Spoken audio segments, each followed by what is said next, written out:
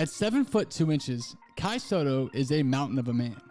He also has a mountain of expectations on his shoulders, as he attempts to be the first player from the Philippines ever to be drafted and play in the NBA.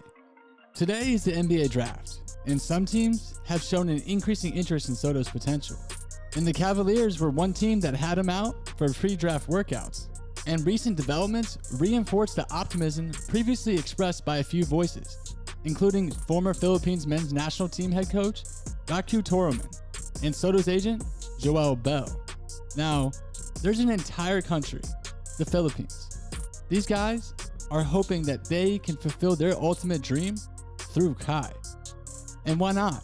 The kid's got a combination of youth, physical tools, and intangibles that outweigh some of the weaknesses he showed during his first pro season with the Adelaide 36ers in Australia's National Basketball League.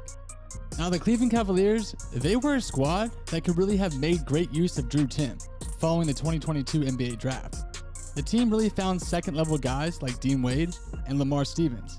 And with Timm's skill set and the proof that athleticism doesn't mean squat in the NBA when you have skills, but unfortunately, Timm has gone back to Gonzaga. And that means the Cavs need a new big prospect. Enter Kai Sotto. Sotto, he isn't a top prospect, and many mock drafts have him being undrafted free agent. Honestly, the second round is less about the best player available, like you would see in baseball or football drafts, and more to do with who you like the most as a player. There might be someone quote-unquote better than the guy you want, but if you think your pick has the highest ceiling, then you gotta take him. You don't risk losing him in free agency. I need you guys to listen very carefully. Sotto is that kind of player. He's a raw prospect who would need a year of solid playing time in the G League to really improve his skill set. Yet Sotto has a huge supporter on the Cavs already, in Colin Sexton. Back in 2019, Sexton spoke very highly of Sotto. Quote, "That's my guy. He's a great player. I feel like he can make it up to the NBA and do really well." End quote. Now, considering you guys have historically liked Marc Gasol and Nikola Jokic, who I might add were discovered in the second round, they just needed a little bit of time under their belt. And if you give time to Kai, he will produce just as much. So, Sotto already worked out for the Cleveland Cavaliers. That is a very good sign, and the Cavs faithful, as Sotto has been a great touch with his shots. He's really someone who can turn into a reliable stretch big, shooting nearly 40% from beyond the arc during his first-year stint in the NBL. Listen very carefully.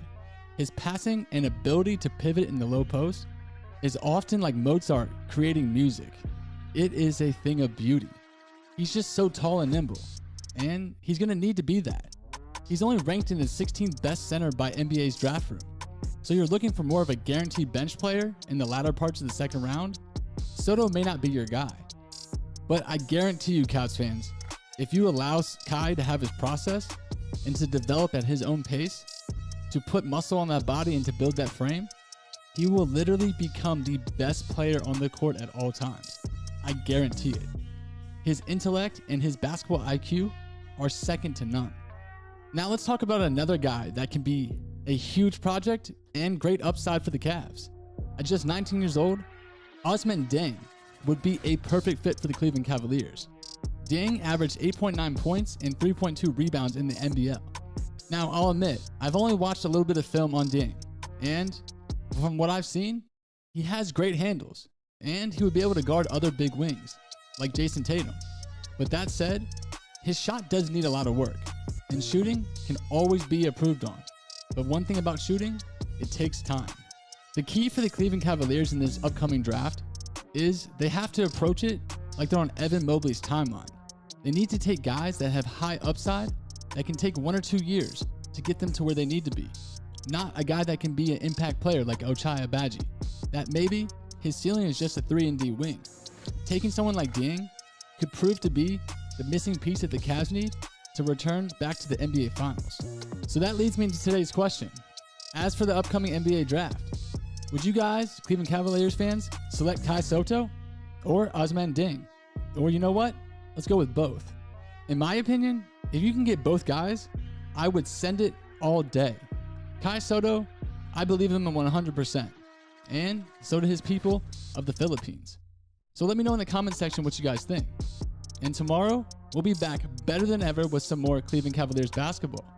But until then, Cavs fans, like always, baby, I'll save y'all a seat. Peace.